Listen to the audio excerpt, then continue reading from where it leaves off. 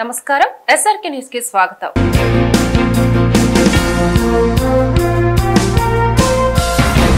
Telugu Desam party చరిత్రలో సువర్ణాక్షరాలతో 2024 ఎన్నికలు లిఖించబడతాయని TDP అధినేత నారా చంద్రబాబు నాయుడు అభివర్ణించారు. ఉండవల్లి నివాసంలో బుధవారం మీడియాతో చంద్రబాబు మాట్లాడారు.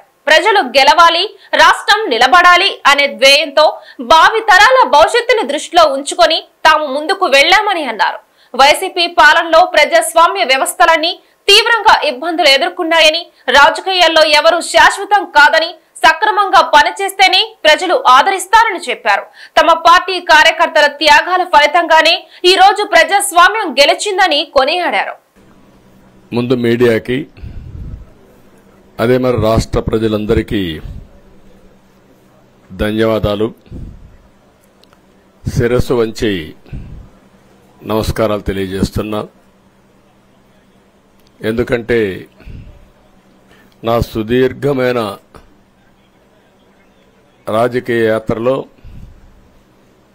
ఈ 5 సంవత్సరాలు చూసిన ప్రభుత్వాన్ని నేను ఎప్పుడూ చూడలేదు.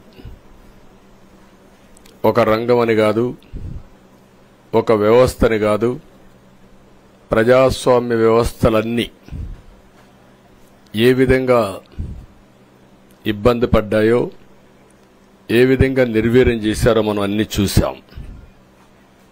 అయితే మా ధ్యేయం ఒకటే, ప్రజలు గెలవాలి, రాష్ట్రం నిలబడాలి. దీనికోసం ఎన్ని త్యాగాలైనా సరే చేసి మళ్లీ భావి తరాల భవిష్యత్తు కోసం ముందుకు పోవాలని చెప్పి వెళ్ళాం.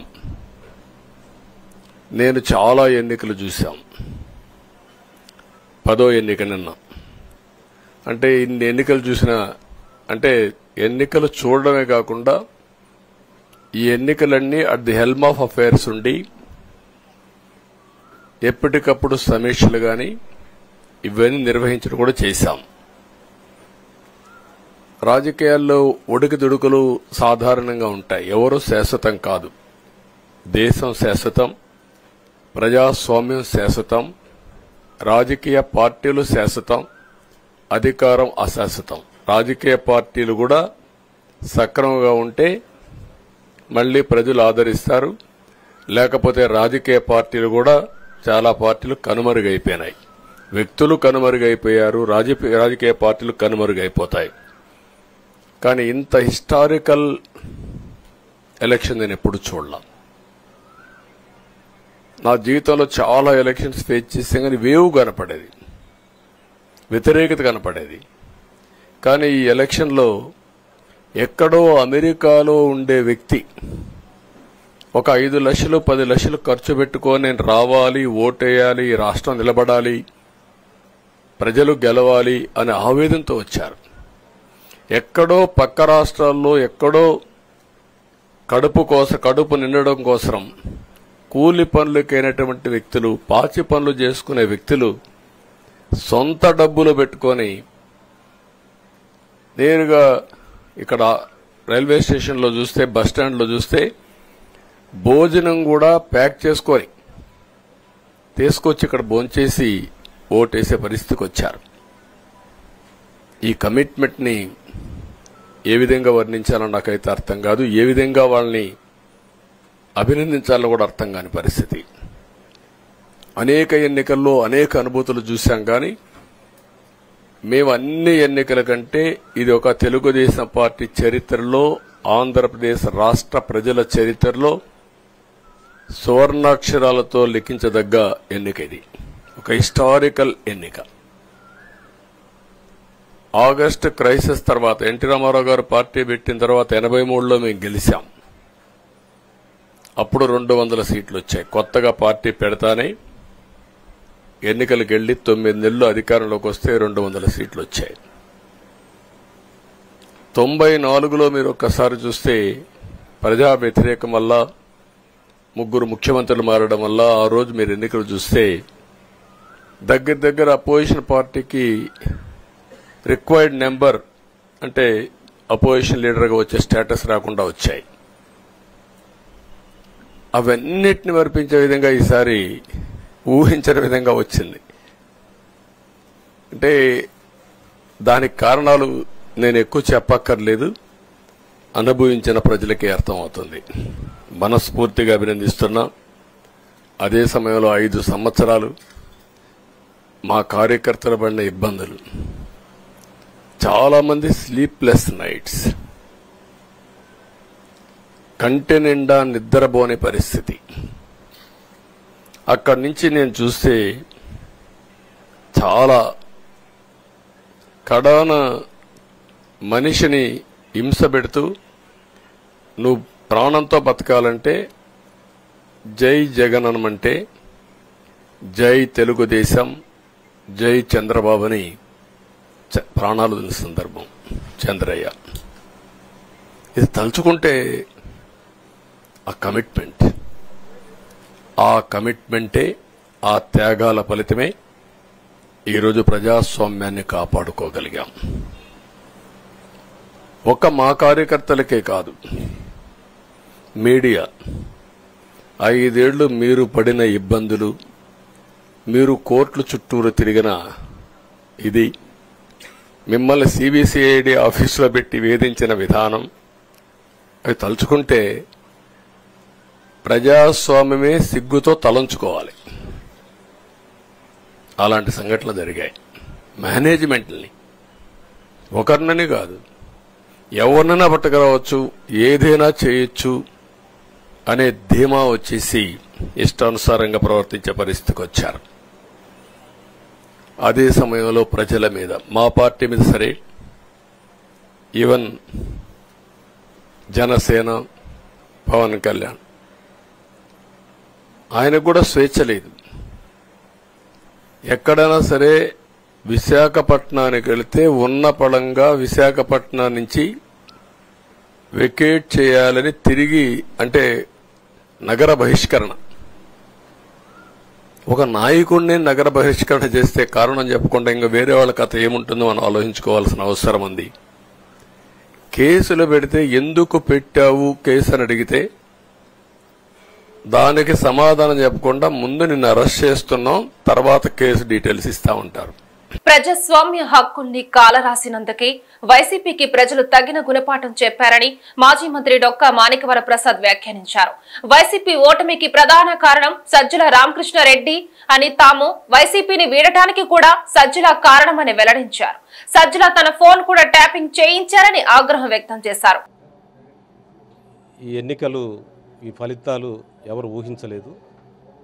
ప్రజలు ఇంత బాధ ప్రజల్లో ఉందా, ప్రభుత్వం పట్ల ఇంత కోపం ఉందా ప్రజలకి అనేది ఎవరికి అర్థం కాలేదు. ఎవరింట్లో ఎవరికి కూడా అర్థం కాలేదు. ప్రతి మనసులో ఉంది, వాళ్ళు పోయి బటన్ నొక్కారు. అంటే ఎంత ప్రభుత్వం ఏం చేస్తే ఇంత కోపం వచ్చింది ప్రజలకు అనేది ఒకసారి ప్రభుత్వంలో ఉన్నవాళ్ళు, వైసీపీ పార్టీ నాయకులంతా కూడా సమీక్షించుకోవాల్సిన అవసరం ఉంటుంది. కొన్ని కులాలని దూరంగా పెట్టడం, కొన్ని కులాలని దగ్గరిస్తాం, నా ఎస్సీలు నా బీసీలు అని కొన్ని ఊళ్ళో గ్రామాల్లో ఆ క్లాస్ వారని, ఇవన్నీ కూడా నష్టం చేకూర్చాయి. ప్రజల మధ్య సంఘటితాన్ని, ప్రజల మధ్య సంఘీభావాన్ని, ఒకళ్ళ మధ్య ఒకళ్ళ అవినాభావ సంబంధాలు పెంచాలి. కానీ నాయకులు అలా మాట్లాడటం వల్ల ప్రజలు తిరస్కరించారనేది నా అబ్జర్వేషను. మరి ముఖ్యంగా జగన్మోహన్ రెడ్డి గారికి మాదిగల ఉసురు తగిలిందని నేను భావిస్తాను. మరి సమాజంలో అత్యంత వెనుకబడిన కులం మాదిగ కులానికి సరైన గుర్తింపు ఇవ్వకుండా, సీట్లు ఇవ్వకుండా, రాజకీయంగా నిర్లక్ష్యం చేస్తూ వాళ్ళని చాలా బాధ పెట్టాడు. వాళ్ళ ఉసురు తగిలిందనేది నా భావం. అదే రకంగా నేనేదో సంక్షేమం చేస్తున్నాను, నా సంక్షేమే ఓట్లేస్తుంటే సంక్షేమే కాదు, ప్రజల మధ్య సంఘీభావం, ప్రజల మధ్య ఐక్యత, ఎదుగుదల, పెరుగుదల, నువ్వు నేను కలిసి ఎదగాలనే ఒక సంఘీభావాన్ని, ఒక డిబేట్ని మర్చిపోయాడు. అది కూడా ఒక ప్రధాన కారణం.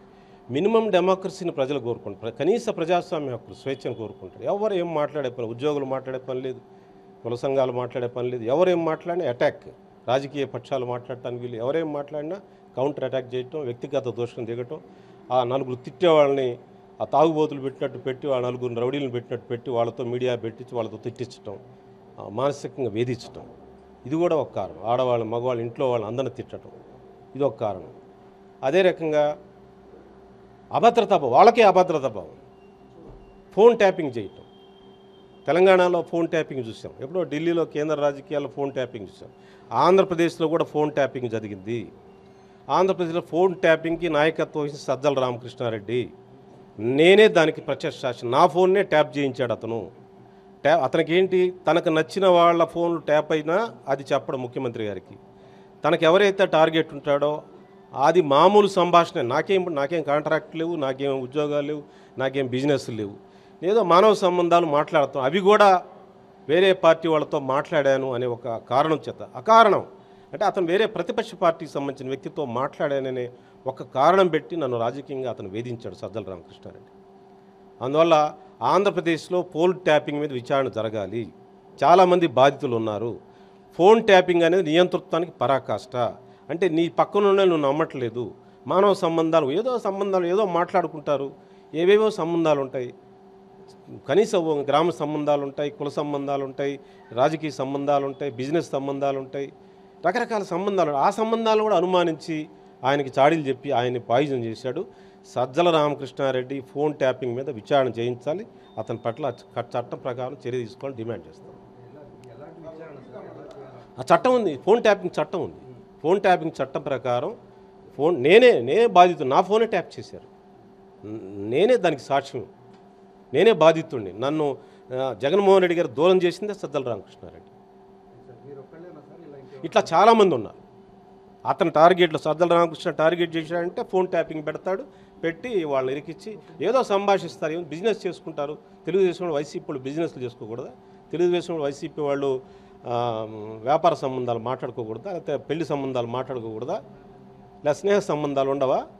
వాటిని నేరంగా చూపించి వాళ్ళ పలానాలతో మాట్లాడారు అని చెప్పి కొన్ని కులాల మధ్య మాట్లాడుకోరా, కొన్ని కులాలు ఎక్స్క్లూడెడా మాటలకు కూడా, మానవ సంబంధాలు కూడా, పలానా కులం వాళ్ళతో మాట్లాడాడు, పలానా పార్టీ వాళ్ళతో మాట్లాడని సాడీలు చెప్పటం, ఇది చేయటం. Is the culprit. Sajjala Ramakrishna Reddy is the culprit in this affair. Jaganmohan Reddy గారు ఇంత డెబికిల్ రావడానికి, ప్రజలు త్రినగరకు గురి కావడానికి అతనే ప్రధాన కారణం. గుంటూరు నగరం రావణపేటలోని జనచైతన్య వేదిక రాష్ట్ర కార్యాలయంలో ఎన్నికల ఫలితాలపై బుధవారం విశ్లేషణ కార్యక్రమం జరిగింది. జనచైతన్య వేదిక రాష్ట్ర అధ్యక్షులు వల్లంరెడ్డి లక్ష్మణ్ రెడ్డి అధ్యక్షతన జరిగిన ఈ కార్యక్రమంలో మాజీ మంత్రి డొక్కా మాణిక్వర ప్రసాద్, శాసనమండలి సభ్యులు కెఎస్ లక్ష్మణరావు, ప్రముఖ విద్యావేత్త ప్రొఫెసర్ డాక్టర్ సుబ్రహ్మణ్యం తదితరులు పాల్గొన్నారు. గత 7 సంవత్సరాల నుంచి ఎలాంటి సభ్యత్వం లేని పార్టీగా కొనసాగుతుంది. పార్టీ సభ్యత్వాలు ఉండవు, కమిటీలు ఉండవు, పార్టీ ఆఫీసులు ఉండవు, సమీక్షలు ఉండవు. కేవలం ఒక వ్యక్తి నేతృత్వంలో, ఆ వ్యక్తి చుట్టూ ఒక 7-8 మంది భజన పనులతో ఈ పార్టీ కొనసాగింది. అందుకనే వాలంటీర్లను ఉపయోగించుకొని వారే మా సైనికులు, వారే మాకు పోలింగ్ ఏజెంట్లుగా ఉంటారు, వారే అవ్వల్ని తాతల్ని వెంట పెట్టుకుని ఓటేయిస్తారని పదే చెప్తున్న పరిస్థితి. ఈ ఎన్నికల్లో కూడా మనం గమనిస్తే కింది స్థాయి నాయకులు ఎక్కువ మంది కసిగా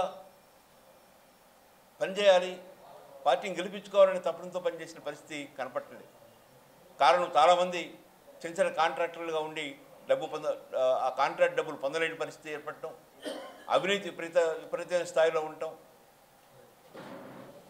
గతంలో ఎప్పుడు ఒక కాంట్రాక్ట్కి డబ్బులు రావాలంటే ఆ డబ్బులు పొందడానికి, ఆ చెక్కు పొందడానికి 5%, 10%, 20% కమిషన్ ఇచ్చిన పరిస్థితి గతంలో లేదు. ఈరోజు ఆ పరిస్థితి కూడా కొనసాగింది. యువత చాలా నిర్వీర్యమైపోయారు. ఒకవైపున కల్తీ మద్యంతోనూ, మరోవైపున ఉద్యోగ అవకాశాలు లేకపోవటం. ఉద్యోగాల కోసం చెన్నైకో, బెంగళూరుకో, హైదరాబాద్కో తరలిపోవాల్సిన పరిస్థితి వస్తూ ఉంటాం. రాజధాని పేరుతో 3 రాజధానులనే ప్రకటించి 3 ముక్కలాట ఆడుతూ అమరావతిని పూర్తిగా ధ్వంసం చేయటం. అందుకని కృష్ణా, గుంటూరు జిల్లాలో మొత్తం అన్ని స్థానాలు కోల్పోవడానికి అదొక కారణంగా భావిస్తున్నాడు. పోలవరం దాదాపు 72% పూర్తయిన పోలవరాన్ని ఆ మిగిలిన భాగం పూర్తి చేయడానికి 5 సంవత్సరాల్లో కూడా ఏమాత్రం ప్రయత్నం జరగలేదు. అది విఫలమైన పరిస్థితి. వెలుగొండ ప్రాజెక్టు కేవలం 3,000 కోట్ల రూపాయలు ఖర్చు పెడితే పూర్తయ్యే వెలుగొండ ప్రాజెక్టు ఈరోజు కూడా పూర్తి కాని పరిస్థితి.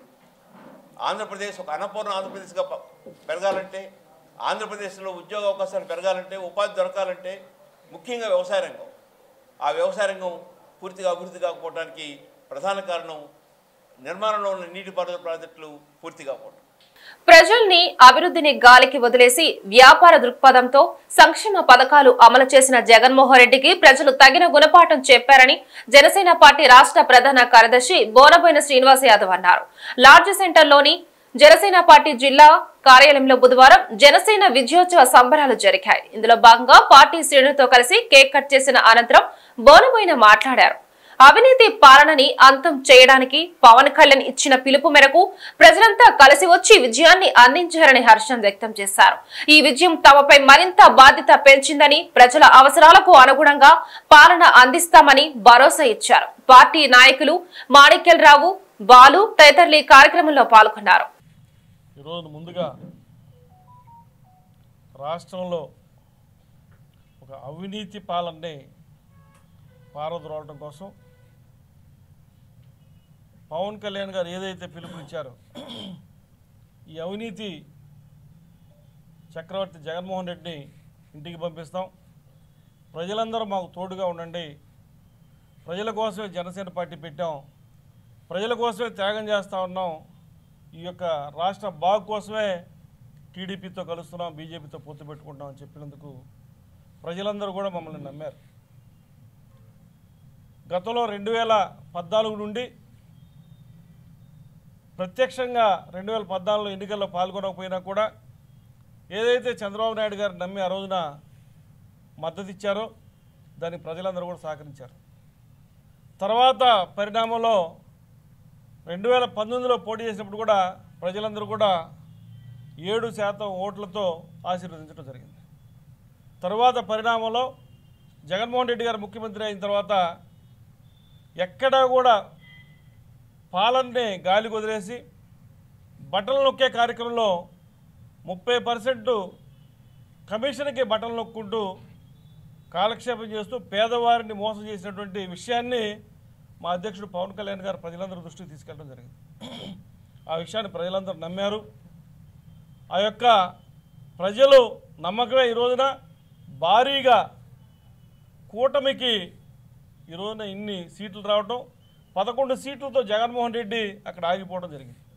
అంటే ఎవరైనా గుర్తుపెట్టుకోవాలి, ప్రజాస్వామ్యంలో మనం ప్రజల్ని వదిలేసి అభివృద్ధిని వదిలేసి ఒక్క కమిషన్లతోనే, సంక్షేమం పేరుతో కమిషన్లతోనే వ్యాపార దృక్పథంతో సంక్షేమాన్ని కూడా వ్యాపారంగా చూస్తూ ప్రభుత్వ సొమ్ముతో నేను ప్రజల ఓట్లు కొనుక్కుంటా ఉన్నాను, వీళ్ళందరూ కూడా ఈ సొమ్ముతో నాకు బానిసలుగా ఉంటారని ఆలోచన చేసే జగన్మోహన్ రెడ్డి లాంటి రాజకీయ నాయకులు ప్రతి ఒక్కరికి కూడా ఒక రకమైనటువంటి బుద్ధి చెప్పినట్టుగా ప్రజలందరూ కూడా మనం గమనించాలి.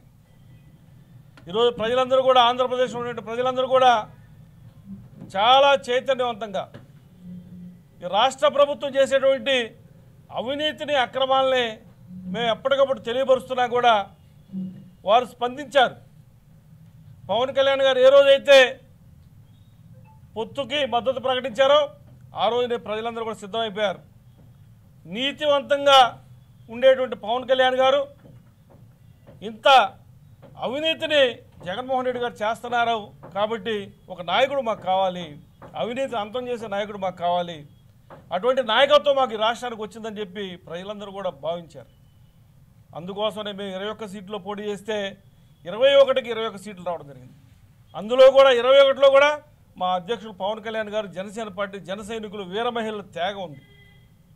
సీట్లలో మేము రాజీ పడ్డాం, కేవలం రాష్ట్ర ప్రజల కోసం త్యాగం చేశాం. ఆ త్యాగాన్ని, మా యొక్క రాజీ తత్వాన్ని ప్రజలందరూ అర్థం చేసుకున్నారు. వెల్నెస్ అంటే బరువుని తగ్గించడం, పెంచడం మాత్రమే కాదని, చిన్నారుల్ని చరవాణి నుండి దూరం చేసి ఆరోగ్యంగా ఉంచడం కూడా వెల్నెస్సే అని joy and shine wellness centre senior coach Jyotishna అన్నారు. బ్రాడీపేటలోని joy and shine wellness centre లో బుధవారం చిన్నారుల వేసవి శిక్షణ తరగతులు ముగింపు వేడుకలు జరిగాయి. ఇందులో భాగంగా చిన్నారులు సాంస్కృతిక కార్యక్రమాలను ప్రదర్శించి సందడి చేశారు. చివరగా వెల్నెస్ కోచ్ జ్యోతిష్ణ మాట్లాడుతూ ఆహారపు అలవాటుల్లో మార్పుతో పాటు దినచర్యల్లోనూ చిన్న చిన్న తప్పుల్ని సరిదిద్దుకోవడానికి తమ సెంటర్ కృషి చేస్తుందని చెప్పారు.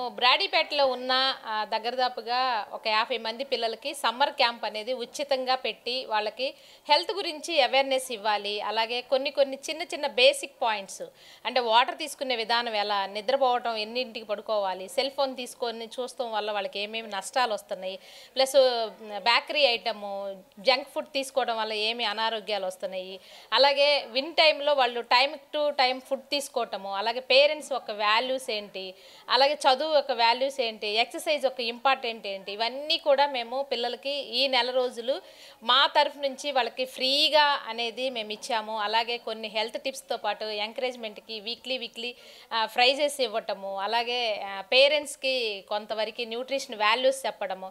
అంటే వెల్నెస్ అంటే ఇప్పుడు ఎక్కువ మంది ప్రతి చిన్నదానికి సిక్నెస్లోకి అంటే ఏదైనా ఒక చిన్న ప్రాబ్లం వచ్చినా మెడిసిన్ మీదకి వెళ్ళకుండా చిన్న వాటితో ఎలా వాళ్ళు ఓవర్కమ్ చేయొచ్చు అనే దాని గురించి మేము ఈ 1 మంత్ పిల్లలకి వాళ్ళతో పాటు వాళ్ళ కొంతమంది పేరెంట్స్ వస్తే వాళ్ళకి కూడా హెల్ప్ చేశాము.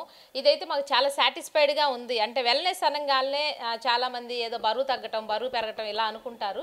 కాదండి, ఆహారం మార్చుకోవటం, అలవాట్లు మార్చుకోవటం, ఇవి మార్చుకోవటం వల్ల మనం చాలా వాటి నుంచి అంటే పెద్ద వాటికి మనం వెళ్లకుండా ఉండటం కోసమని హెల్ప్ అవుతుందని మేము ఈ నెల రోజులు మా చేతనైనంత వరకు పిల్లలకి అవేర్నెస్ అనేది ఇవ్వగలిగాము. ఇది మేము చాలా సాటిస్ఫైడ్ అవుతున్నాము. అలా కొంతమంది పిల్లల ఫీడ్బ్యాక్స్ కూడా మీరు తీసుకోవచ్చు. Thank you so much. ఎవరైతే ఈ న్యూస్ కవరేజ్ చేస్తున్న ప్రతి ఒక్కళ్ళకి మెనీ థ్యాంక్స్. అలాగే మేము వీక్లీ పేరెంట్స్కి కూడా మేము ఎక్సర్సైజ్ అనేది ఫ్రీ ఇస్తాము, పిల్లలకు కూడా ఫ్రీ ఇస్తాము. మీకు కానీ మా దగ్గర కొంతమందికి వర్క్ ఆపర్చునిటీ కూడా ఇస్తున్నాము. అలాగే మీకు చాలామందికి హెల్త్ టిప్స్ కావాలనుకుంటే మా దగ్గర శాంపిల్స్ కూడా రావచ్చు, నో ప్రాబ్లం. మార్నింగ్ టైంలో 8 to 9 ఉంటుంది. మీ ఒక్క చిన్న బ్రేక్ఫాస్ట్ చేంజ్ చేసుకొని ఆరోగ్యంగా ఉండటం ఎలా అనేది మా కాన్సెప్ట్ అనమాట. May 5th నుంచి ఈ క్యాంప్ స్టార్ట్ అయింది. ఆ విషయం జ్యోతి మ్యామ్ మా ఫాదర్ వాళ్ళ ఆఫీస్కి వచ్చి షేర్ చేయడం వల్ల మా ఫాదర్ మాలో అవేర్నెస్ నింపి స్టార్ట్ చేశారనమాట. మేము స్టార్ట్ చేసి ఇలా ఇంకొంతమందిని పికప్ చేసుకొని అలా గెట్ టుగెదర్ ఈజీగా 35 to 40 మెంబర్స్ అయ్యాము. ఇది నాకు సెకండ్ ఫ్యామిలీ లాగా అనిపిస్తుంది. చాలా ఎంటర్టైనింగ్గా అండ్ వెల్నెస్, ఫిట్నెస్, ఆరోగ్యానికి మంచిగా ఉండేలాగా అన్నీ చెప్తున్నారు. I'm very proud to say that I'm the student of Jyothi ma'am. Thank you so much. Telugu Desam party విజయం ప్రజల విజయమని టీడీపీ 32వ division president Jupiter Prasadarao, party నాయకులు మన్నేపల్లి హనుమంతరావు అన్నారు. 2024 ఎన్నికల్లో టీడీపీ విజయం సాధించిన నేపథ్యంలో 32వ డివిజన్ బ్రాడీపేట అమ్మవారి ఆలయంలో టీడీపీ శ్రేణులు పూజలు నిర్వహించి కేక్ కట్ చేసి సంబరాలు చేశారు. బిఎల్ఏలు హుస్సేన్, మస్తాన్ వలి, నాగరాజు, పద్మావతి, రాంబాబు తదితరులు సంబరాల్లో పాల్గొన్నారు.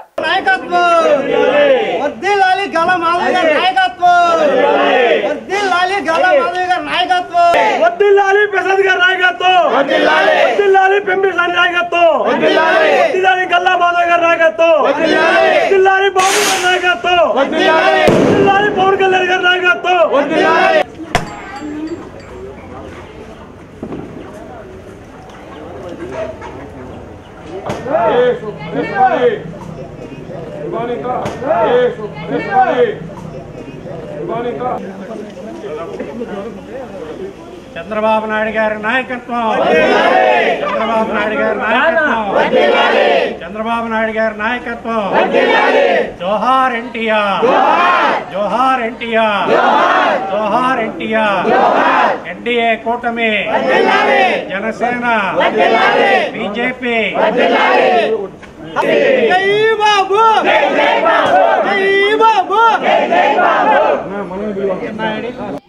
ఇది ఆంధ్రప్రదేశ్ ప్రజలిచ్చినటువంటి అఖండ విజయం, చరిత్రలో నిలిచిపోయేటువంటి విజయం. మరి ముఖ్యంగా గుంటూరు వెస్ట్లో బీసీ మహిళా అభ్యర్థిగా తొలిసారిగా రాజకీయాల్లో ప్రవేశించి సుమారు 49,000 మెజారిటీతో ఆరోగ్య శాఖ మంత్రి పైన గెలిచినటువంటి గల్లా మాధవి గారికి మనస్ఫూర్తిగా మా 32వ వార్డు తరఫున కృతజ్ఞతలు తెలుపుతూ, మరి ముఖ్యంగా మా 32 ఉన్నటువంటి 11 బూత్ బిఎల్ఏలు చాలా చక్కగా పనిచేశారు. సంవత్సరం కాలం నుంచి అద్భుతంగా పనిచేశారు. దాదాపు మా 11 మందిలో 9 మంది 60 ఏళ్ల వాళ్ళు, 2 యువకులు ఉన్నారు. అయినా కూడా దీన్ని ఒక క్రమబద్ధమైనటువంటి పద్ధతిలో ఆంధ్రప్రదేశ్లోనే ఒక రోల్ మోడల్ వార్డుగా మేము చెప్పుకోవచ్చు. ఎందుకంటే ప్రతి ఇంటి మీద వాళ్ళ బూత్ నెంబర్ తెలియజేసేటువంటి స్టిక్కర్ వేయగలిగాం. ఇది ఎలా వేయగలిగామంటే సంవత్సరం క్రితం నుంచి బాబు ష్యూరిటీ భవిష్యత్ గ్యారంటీ నుంచి మిగతా వాటన్నిటి నుంచి కూడా ప్రతిసారి 4-5 సార్లు ఇళ్ళకి తిరగటం వలన మాకు సాధ్యమైంది. మరి ముఖ్యంగా యాదవ్ బజార్లో మన సోదరి బీసీ మహిళ నిలబడిందనేటువంటి ప్రేమతో మిత్రులందరూ కూడా విశేషమైనటువంటి మెజారిటీ ఇచ్చి సుమారుగా ఈ 138వ బూత్లో 250 ఓట్ల మెజారిటీని ఇచ్చినందుకు దీంట్లో ఉన్నటువంటి చిన్న దంపతులు మిగతా వ్యక్తులందరికీ కూడా పేరు పేరున కూడా ధన్యవాదాలు తెలియజేస్తున్నాను.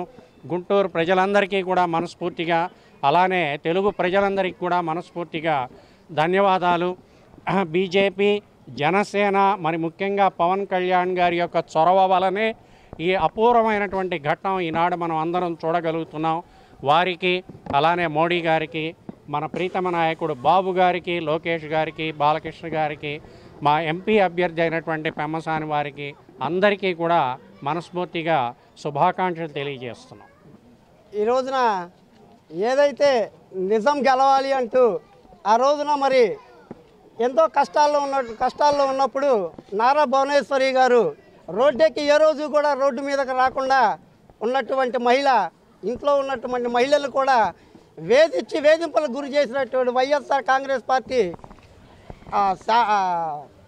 దుష్పరిపాలన పోవాలి అని చెప్పి ఏదైతే కదం తొక్కి ఈ రోజున 13వ తారీఖున మొన్న జరిగినటువంటి సార్వత్రిక ఎన్నికలలో ప్రతి ఒక్కళ్ళు కూడా కుల మతాలకి అతీతంగా ప్రతి ఒక్కళ్ళు కూడా ఓటరు మహాశయులందరూ కూడా వేచి చూస్తున్నందుకు ఇంత పెద్ద ఎత్తున భారీ మెజారిటీలు ఆంధ్ర రాష్ట్రం మొత్తం కూడా అందించినట్టు ఈ తెలుగు ప్రజలకి, అలాగే ఓటరు మహాశయులు అందరికీ కూడా ముందుగా కృతజ్ఞతలు, ధన్యవాదాలు కూడా తెలియజేసుకుంటూ, మరీ ముఖ్యంగా ఈ రోజున ఇక్కడ ఉన్నటువంటి గుంటూరు పశ్చిమ నియోజకవర్గంలో ఏదైతే మన గల్లా మాధవి గారికి బీసీ మహిళగా సీట్ ఇచ్చారో చాలామంది అంటుకుంటా ఉన్నారు. బీసీ మహిళలు మనం రాష్ట్రానికి మన వైద్య ఆరోగ్య శాఖ మంత్రిగా చేశాము, డబ్బులు ఉన్నాయి, మనకు తప్ప తెలుగుదేశం పార్టీ ఈరోజు గండి కొడదాము, ఖచ్చితంగా మేము ఈ తెలుగుదేశం పార్టీ గడ్డ మీద గెలిచి చేరుతామని చెప్పి కూడా సవాల్ చేసినటువంటి సందర్భాలు కూడా మనం చూస్తూ ఉన్నాం.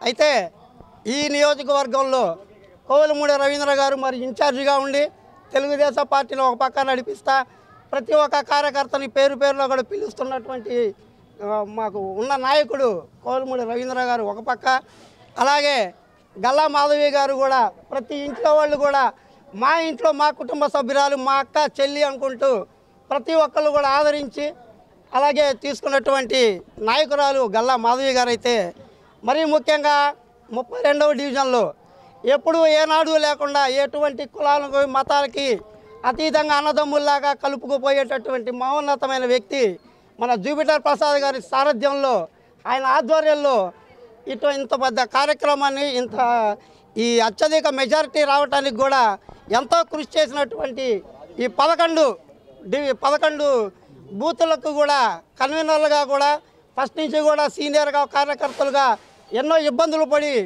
ఆ ఇబ్బందులకి మా కష్టానికి తగ్గ ఫలితం రావాలని కసితో ఏదైతే ఈ ఎలక్షన్లో కష్టపడ్డారో వాళ్ళందరికీ కూడా ప్రత్యేకమైనటువంటి కృతజ్ఞతలు, ధన్యవాదాలు కూడా తెలియజేసుకుంటూ ఇంత పెద్ద భారీ మెజారిటీ ఇచ్చిన ప్రతి ఒక్కళ్ళకి కూడా ధన్యవాదాలు తెలియజేసుకుంటూ సెలవు తీసుకుంటా ఉన్నాం. ఈ వార్త ఇంతటితో సమాప్తం. నమస్కారం.